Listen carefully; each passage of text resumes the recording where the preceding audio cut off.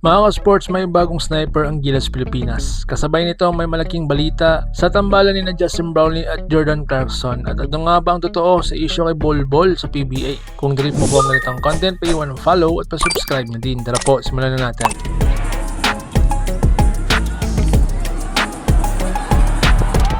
Update muna tayo mga sports sa mundo ng Gilas Pilipinas at sa PBA. Maraming mainit na usapin ngayon mula sa Gilas 3v3 hanggang sa posibleng super team sa Asian Games. At pati na rin ang kontrobersya sa isang import. Kaya kung mahilig ka sa basketball updates, simulan na natin to.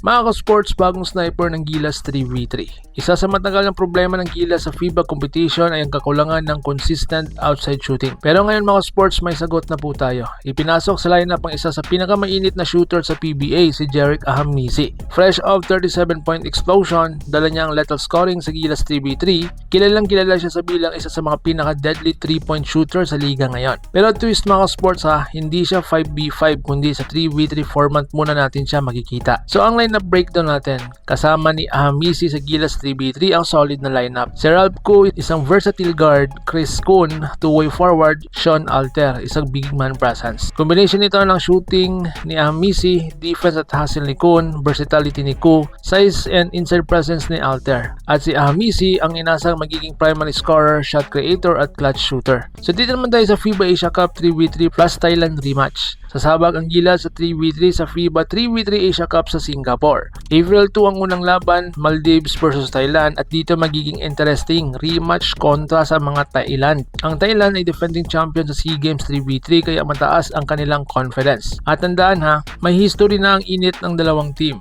Isa sa mga kilalang players nila si Frederick Lish na minsan nang napatahimik na Ray Parks Jr. Kaya siguradong physical at emotional na laban ito mga ka-sport. So ngayon, chance makapasok sa main Gilas. Kung magandang performance ng team na ito, lalo na si Ahamisi, may chance siyang maimbitahan sa main Gilas full sa 5v5. At kung mangyari yon, solusyon na sa shooting problem ang ating Gilas Pilipinas. So Brownlee plus Clarkson tandem. Isa pang malaking balita mga ka-sports, malaki ang posibilidad na magsama daw sa Asian Games ang dalawang player na ito na si Justin Brownlee at Jordan Clarkson. Isipin nyo to ha, isang naturalized import plus NBA star combo. Ayon kay Brownlee, malaking tulong si Clarkson dahil sa NBA experience, scoring ability, leadership, at kung matutuloy ito, magiging isa sa pinakamalakas na lineup ng Gilas sa Asia. So ngayon, Justin Brownlee Jr. rising star. Quick update lang mga sports ha, napakitang Gilas din ang anak ni Brownlee na si Justin Brownlee Jr. Sa NBTC, sobrang lupit ng dunks at galawan niya, parang mini version ng kanyang ama. Future Gilas prospect, nako, posible.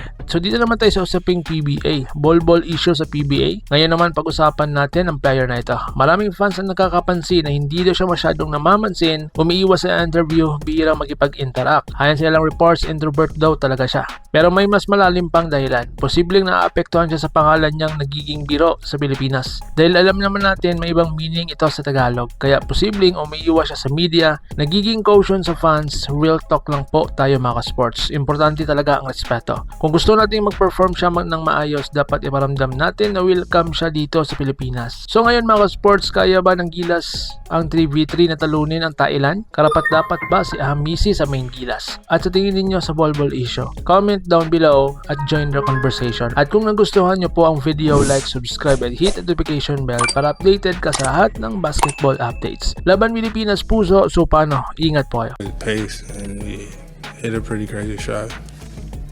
Mga ka-sports, kung hilig ninyong bumili ng mga Gilas jersey, Gilas accessories at mga gamit na pang basketball habang nanonood po kayo sa aking mga videos, kindly check this basket on this lower part ng ating video at magpa-pop up yung ating mga items sa gilid. Mga legit po yung mga items dyan, and see to it po na makabili po kayo ahead of time kasi meron po yung mga discounts and mga promos depende po sa seller. And also, kunting suporta din as a content creator po. Salamat!